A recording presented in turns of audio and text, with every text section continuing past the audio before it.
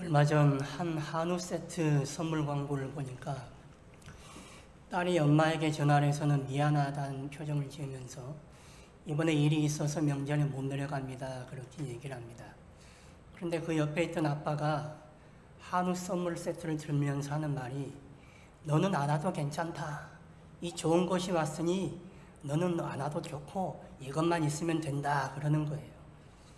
참 광고가 재밌기도 하고 씁쓸하기도 했습니다. 선물이란 게 선물 그 자체도 중요하겠지만 선물을 준 사람과 그 마음이 더 중요한 거잖아요.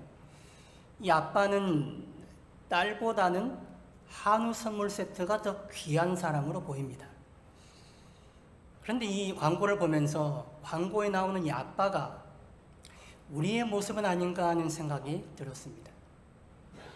우리가 하나님에게서 구원이라는 선물을 받았습니다.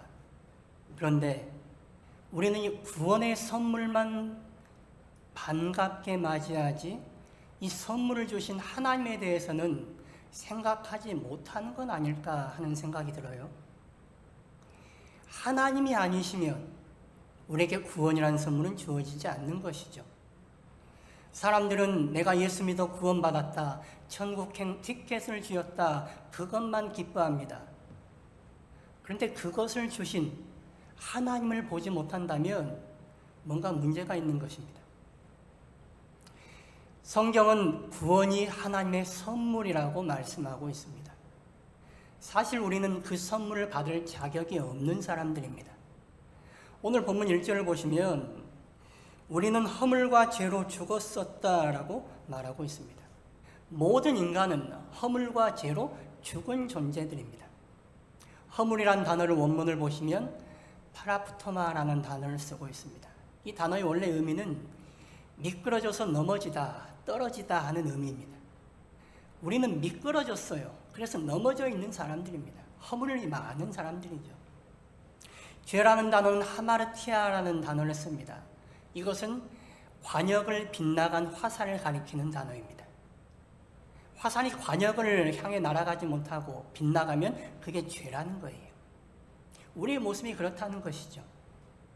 하나님을 향하여 날아가지 못하고 엉뚱한 곳으로 날아갑니다. 빗나가 있습니다. 그렇게 허물과 죄 가운데 있던 우리에게 하나님께서 은혜를 베풀어 주셔서 구원이라는 걸 주셨습니다. 그러니 그 구원은 말 그대로 은혜이고 선물인 것입니다. 하나님을 알지 못했을 때에, 구원받지 못했을 때에 우리의 모습이 어떠했느냐? 2절과 3절에서 계속해서 말씀합니다. 우리 2절과 3절 말씀도 같이 읽어보실까요? 그때에 너희는 그 가운데서 행하여 이 세상 풍조를 따르고 공중의 권세 잡은 자를 따랐으니 곧 지금 불순종의 아들들 가운데서 역사하는 영이라.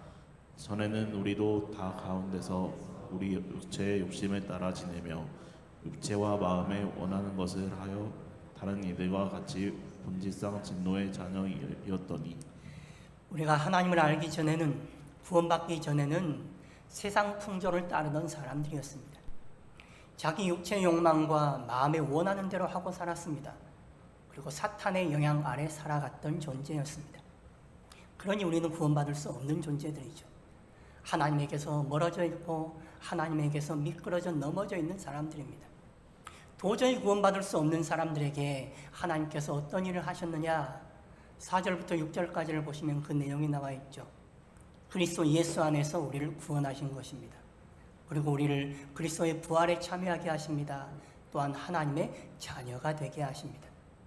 그 하나님의 긍휼히 여기심, 은혜로 말미암아 우리가 구원이란 선물을 받게 된 것입니다. 전적으로 하나님이 하신 일이지 우리가 한 것은 없습니다.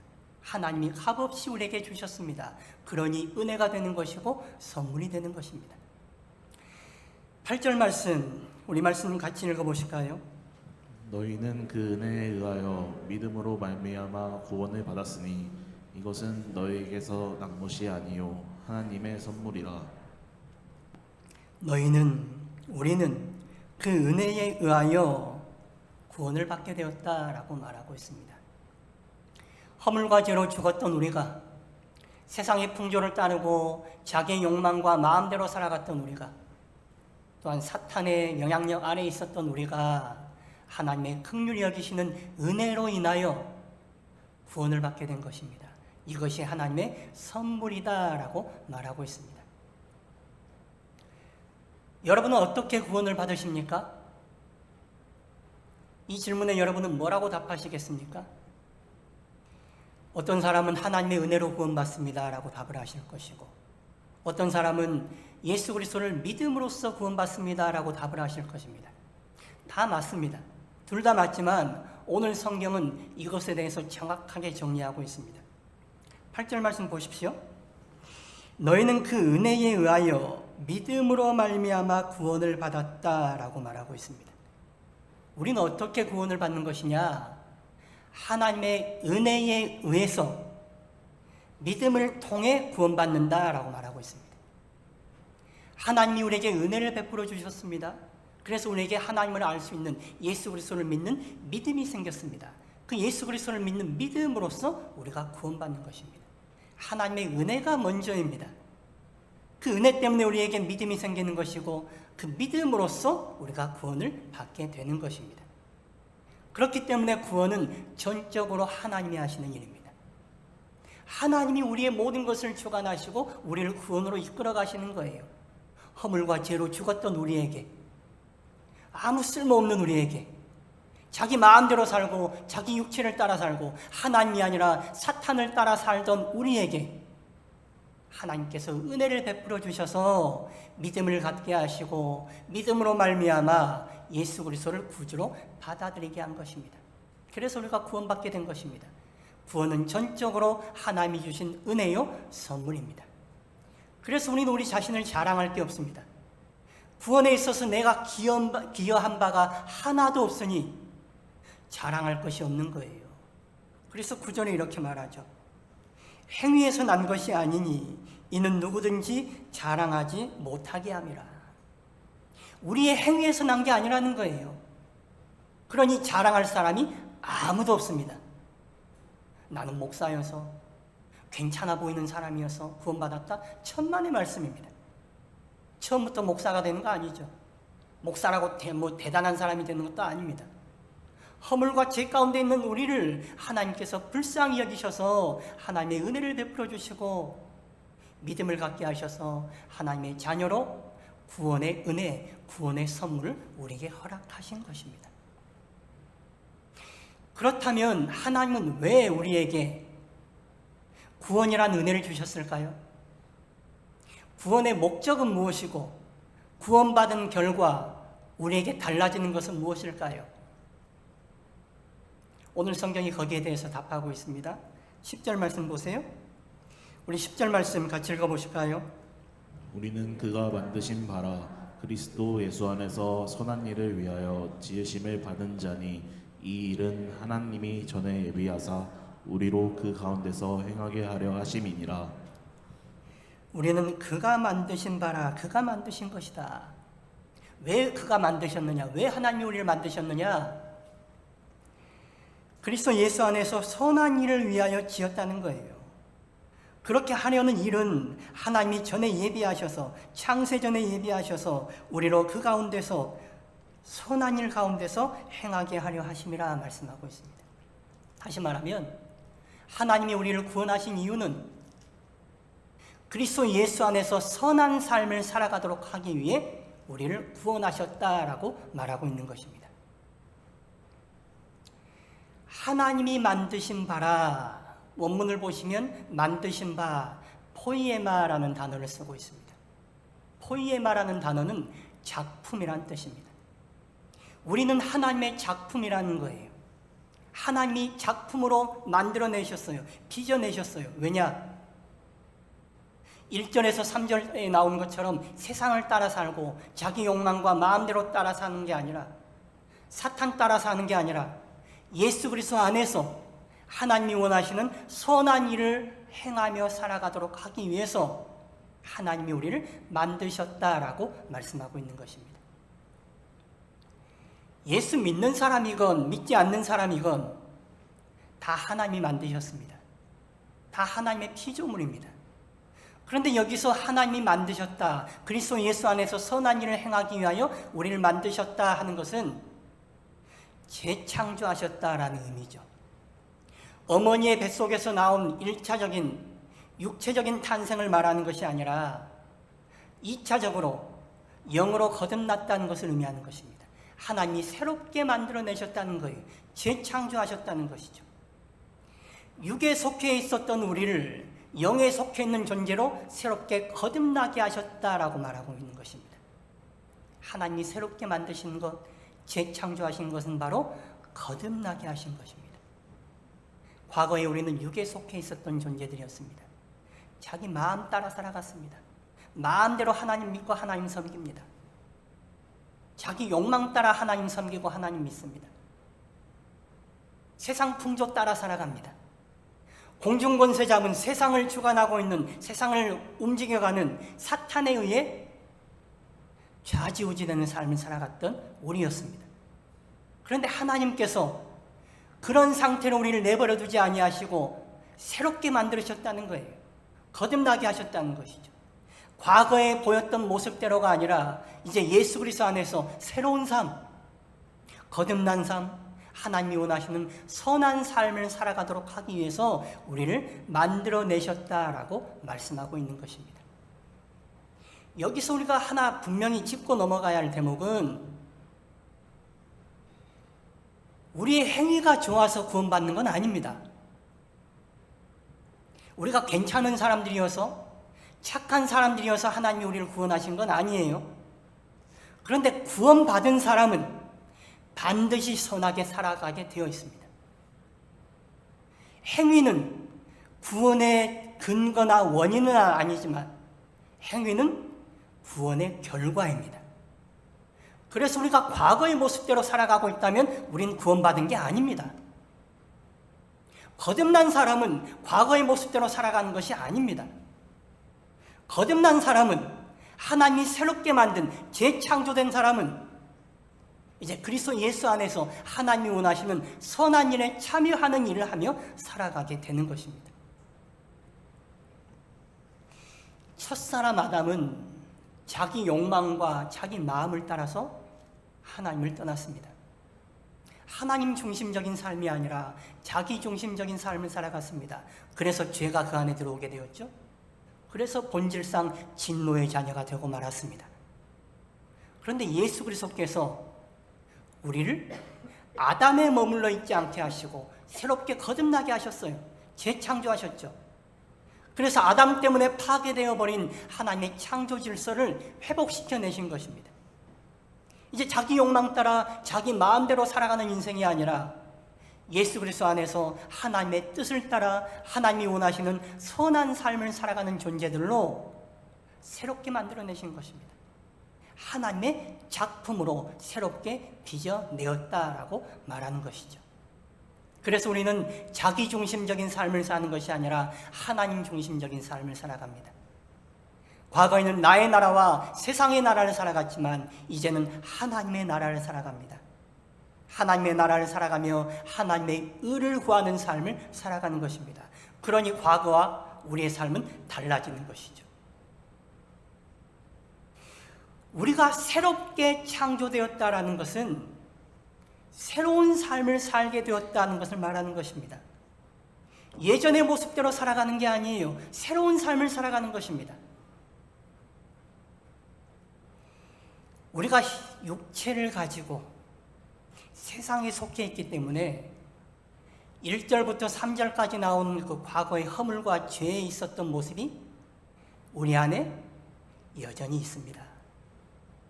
여기 다 거룩하신 분들 앉아 계십니까? 허물과 죄투성인 사람들이 앉아 있는 거 아닙니까?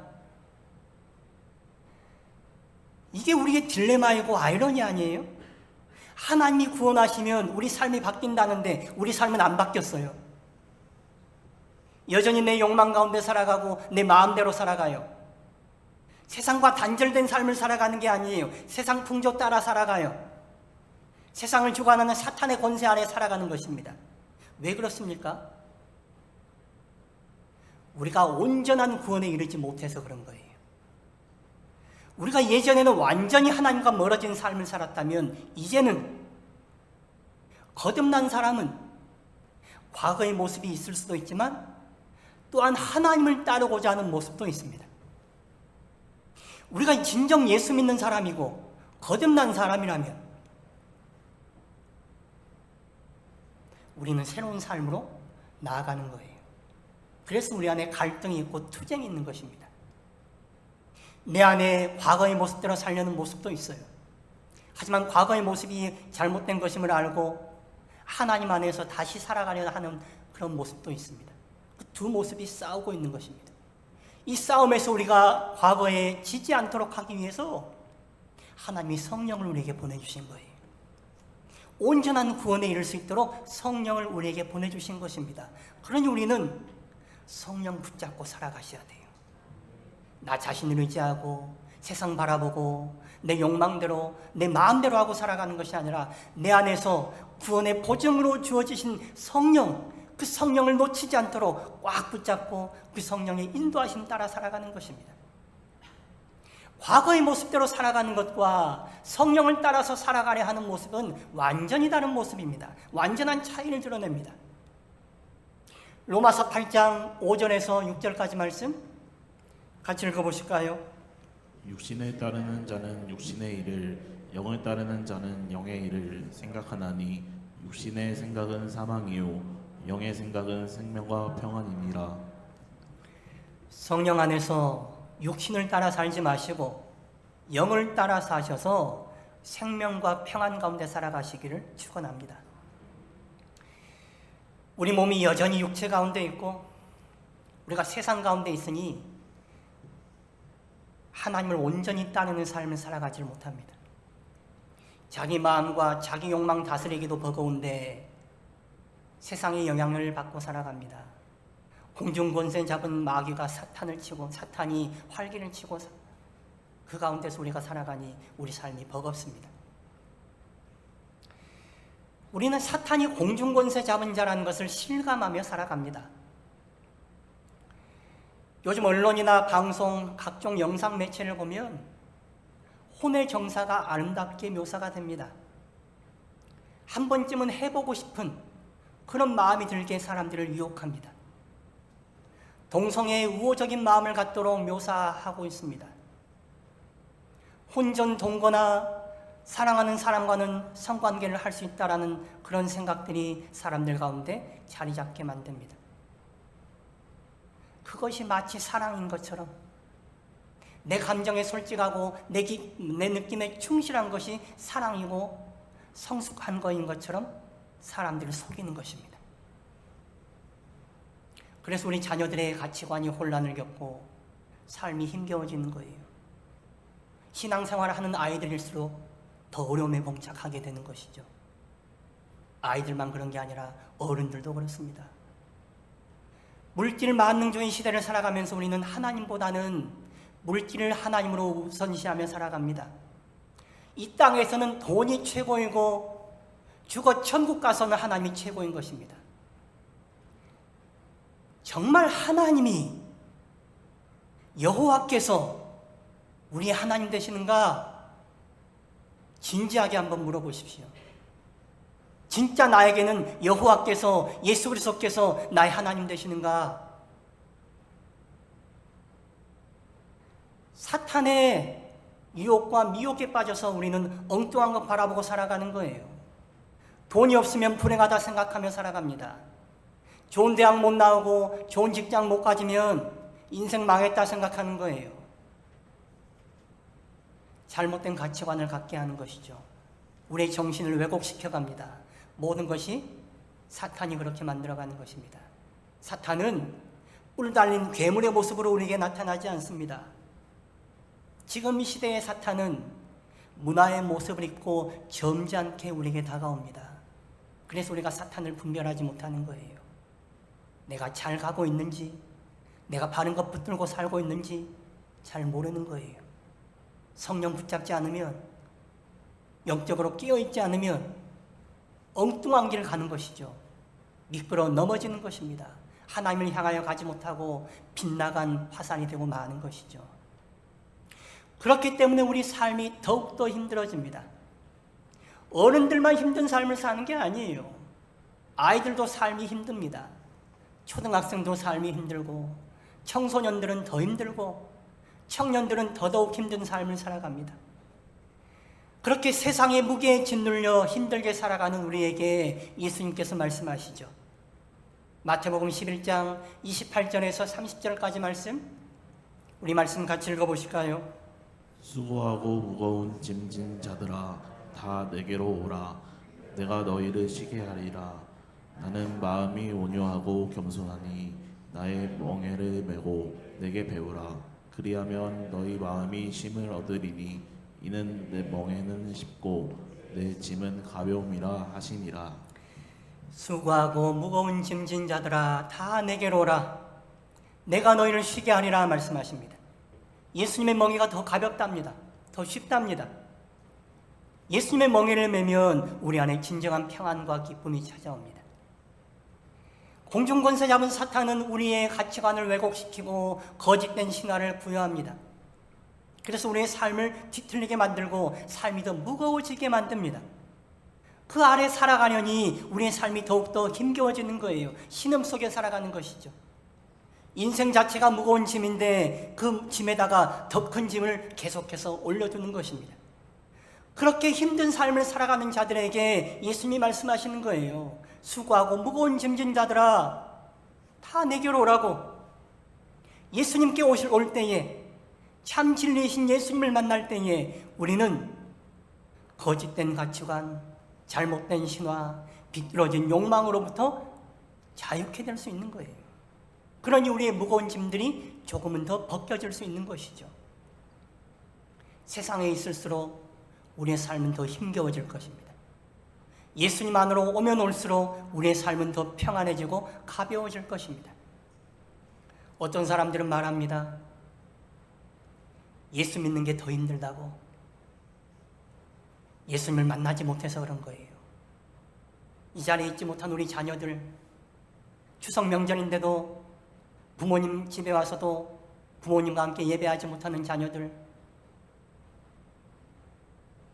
교회 다니는 게 왜 부담이 된다 생각할까? 예수님을 경험하지 못해서, 만나지 못해서 그런 것이죠.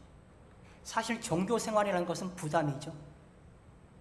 예수님을 경험하는 것과 종교 생활을 똑같게 보면 안 됩니다. 종교 생활에는 부담이 있습니다. 일요일마다 쉬어야 되는데 꼭 시간 정해서 예배 드려야 되니 그게 부담이에요.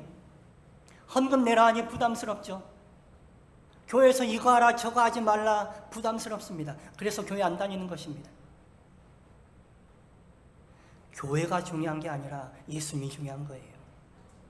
예수님을 경험하면 우리에게 눌려져 있던, 우리에게 지워져 있던 무거운 짐들이 벗겨지는데 그 예수님의 참 자유를 누리지 못하고 여전히 세상 무게 지고 살아가는 거예요.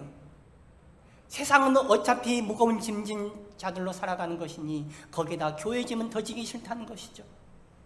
그러나 교회가 아니라 예수님은 우리에게 더 짐을 지우시는 분이 아니라 우리 짐을 벗겨내는 분이십니다. 그러니 예수님을 경험하게 되면 우리의 무거운 짐들이 벗겨져서 우리에게 참된 평안이 있고 쉼이 있어요. 안식이 있어요. 참 기쁨이 주어지는 것입니다. 그런 예수님 여러분들이 만나시기를 축원하고 여러분의 자녀들 또한 만날 수 있기를 축원합니다. 우리가 거듭난 사람들이라면, 성령이 우리 안에 거하신다면 우리는 예수님을 사랑하는 길로 가게 되어 있습니다. 우리가 예수 안에서 거듭났다, 예수 안에서 재창조되었다는 것은 예수님 쪽으로 가게 되었다라는 말과 똑같은 말이에요. 예수님을 사랑하는 쪽으로 가게 되어 있습니다. 사랑하는 예수님 쪽으로 가게 되니 우리가 조금 부담스러운 것, 종교생활, 교회생활, 얽매이는 것들도 기쁨으로 감당해낼 수 있는 거예요. 사랑하는 사람과 사랑하는 일을 향하여 나아가니 그 모든 것들을 사랑으로 감당해내는 것입니다. 예수님과 함께하는 삶, 그것이 바로 거듭난 사람의 모습입니다. 하나님은 우리를 예수 그리스도 안에서 거듭나게 하셨습니다. 우리만 딱 떼어내서 거듭나게 했다는 게 아니고 우리와 예수님을 덧붙여 주셨다는 거예요. 그래서 성령님이 우리 안에 들어와 계신 거 아닙니까? 성령님, 하나님이 우리와 함께 계셔요. 하나님과 우리를 붙여주셨어요. 그러니 우리는 그 하나님 붙들고 성령 하나님 의지하여 하나님이 이끄시는 길로 걸어갈 수 있게 되는 것이죠. 하나님은 우리에게 구원이라는 선물을 주셨습니다. 그 선물은 우리가 감히 상상할 수 없는 선물이었습니다. 바라볼 수 없는 선물이었어요. 갑작스럽고 놀라운 선물입니다. 말 그대로 서프라이즈입니다. 우리가 기대하지 않았는데 선물을 받게 되면 더 기쁘고 깜짝 놀라게 되잖아요. 구원이란 게 그런 것입니다. 허물과 죄로 죽어있는 우리에게 구원이라는 놀라운 서프라이즈, 선물이 주어진 것입니다. 그 선물 누리실 수 있기를 바랍니다. 여러분, 구원보다 더 좋은 선물이 있을까요? 우리 신앙인들의 문제가 뭐냐? 우리에게 문제가 왜 발생하느냐? 하나님이 주신 이 구원이라는 선물을 감사하고 누리는 것이 아니라 다른 것 더 좋은 거 없나 쳐다보고 두리번거려서 그런 거예요. 교회 나오면 구원이라는 선물 좀 만지작 하다가 교회 떠나면 구원이라는 선물 어디 처박아두고 다른 선물 찾아서 분주하게 돌아다닙니다. 하나님 다른 선물 주시라고. 왜 나에게 다른 선물 안 주시냐고. 그런데 정작 우리에게 주어진 가장 중요한 선물, 가장 놀랍고 귀한 선물은 바로 구원이라는 선물이에요. 그 구원이라는 선물 안에 온갖 보화가 담겨 있는 것입니다. 구원이라는 선물 때문에 우리가 하나님께 더 가까이 갈 수 있게 된 거예요. 하나님과 바른 관계를 맺고 하나님과 더 알아갈 수 있게 되었습니다. 하나님과 더 가까워지게 되었습니다. 그러면 하늘의 신령한 복을 내가 누리며 살 수 있게 되는 거예요. 우리 삶이 왜 힘겨우냐? 하나님이 주신 구원이라는 선물을 누리지 못해서 그런 거예요. 성도 여러분, 그 구원이라는 선물 포장 보고 하고 예쁘다, 예쁘다, 예쁜 포장이다 이렇게만 말하지 마시고 포장을 뜯어서 열어보세요. 만지고 노세요. 가지고 노세요. 늘 붙잡고 사세요. 그럴 때 하나님의 놀라운 구원의 은혜들, 하늘에서 부어지는 은총들을 누리며 살아갈 수 있게 될 것입니다. 하나님은 구원이라는 선물을 우리에게 값없이 주셨습니다. 그런데 이 구원이라는 선물은 값어치가 없는 건 아닙니다. 아주 값비싼 것입니다. 성부 하나님께서 당신의 하나밖에 없는 독생자 예수 그리스도를 우리를 위하여 내어주셨습니다. 성자 예수님은 당신의 모든 것을 바쳐서 우리를 위하여 희생하셨습니다. 아주 값비싼 희생을 치른 것입니다. 구원은 우리에게 값없이 주어졌지만 구원은 아주 값비싼 것입니다. 그 값비싼 구원 값싸게 만들지 마세요. 어디 처박아 놔도 되는 게 아니에요. 내게 구원이라는 선물이 주어졌다는 것 그 자체가 놀라운 은혜이고 감사할 일입니다. 기뻐할 일입니다. 구원은 그 무엇과도 바꿀 수 없는 우리에게 가장 크고 귀한 선물입니다. 그 선물 누리며 살아갈 때에 우리 삶이 달라지는 거예요. 생각해 보세요. 만유의 주제이신 하나님과 더 가까워진다는 것, 그분을 더 알아간다는 것, 얼마나 영광스러운 일입니까? 여러분, 하나님을 더 알아가려 하는 그 갈망이 있으시길 바랍니다. 하나님과 더 가까워지려는 갈망을 가지고 살아가세요. 그럴 때 우리 삶은 지금의 삶과는 비교할 수 없는 복된 삶이 될 것입니다. 하나님은 그런 삶을 우리에게 선물해 주신 것입니다. 구원이라는 것은 바로 그런 선물이에요. 하나님이 우리에게 주신 선물, 그 선물은 우리의 생각 이상으로, 우리의 기대 이상으로 더 크고 귀한 선물입니다. 그 선물을 누리고 살아갈 때에 우리 삶은 반드시 달라질 수밖에 없습니다. 우리 10절 말씀 다시 한번 같이 읽어보실까요? 우리는 그가 만드신 바라 그리스도 예수 안에서 선한 일을 위하여 지으심을 받은 자니 이 일은 하나님이 전에 예비하사 우리로 그 가운데서 행하게 하려 하심이니라. 우리는 그가 만드신 바라, 우리는 하나님의 포이에마라, 우리는 하나님의 선물이라, 작품이라 말씀하고 있습니다. 하나님께서는 우리가 과거처럼 우리의 욕망을 따라 세상 풍조에 빠져 사탄의 영향력 아래에 있는 삶을 살기를 원하지 않으십니다. 이제 하나님과 함께 예수 그리스도 안에서 하나님이 바라시는 선한 일에 참여하는 삶을 살아가기를 원하시는 것입니다. 하나님이 우리를 작품으로 만드셨다는 것은 하나님의 명성에 걸맞는 그런 작품 되기를 원하신다는 말씀이에요. 하나님이 뭔가 작품을 만드시면 그 작품이 어떨 것 같습니까? 졸작일 것 같습니까? 평작일까요? 우리가 대단한 화가들, 피카소나 고갱이나 이런 사람들이 그린 그림, 졸작 같은, 습작 같은 그림도 엄청난 값어치를 매깁니다. 그런데 하나님이 만드신 작품이라면 우리가 졸작에 불과할까요? 하나님이 만드셨다면 명작입니다. 여러분 자체 그 모습 그대로 하나님은 명작으로 만드신 거예요. 하나님이 만드신 명작인 여러분을 여러분 스스로 폄훼하거나 훼손시키지 마세요. 여러분 스스로 졸작이나 평작으로 만들지 마시라는 말씀이에요. 사실 우리는 졸작이었습니다. 아니 망작들이었습니다. 그런데 하나님께서 우리를 새롭게 만드셨습니다. 하나님의 솜씨를 담아 하나님의 모든 것을 담아낸 하나님의 은혜가 깃들여진 하나님의 명작들, 하나님의 작품들로 만들어내신 것입니다. 하나님의 좋은 것에 참여할 수 있도록 하기 위해서, 하나님의 선한 일에 참여하는 사람들 되도록 하기 위해서 하나님께서 우리를 만드신 것입니다. 우리가 하나님의 은혜가 깃들여져 있는 하나님의 작품들인 것을 알고 하나님의 은혜에 반응하여 하나님의 선한 일에 참여할 수 있는 하나님의 사람들, 하나님의 작품들 되는 여러분들 되시기를 축원합니다.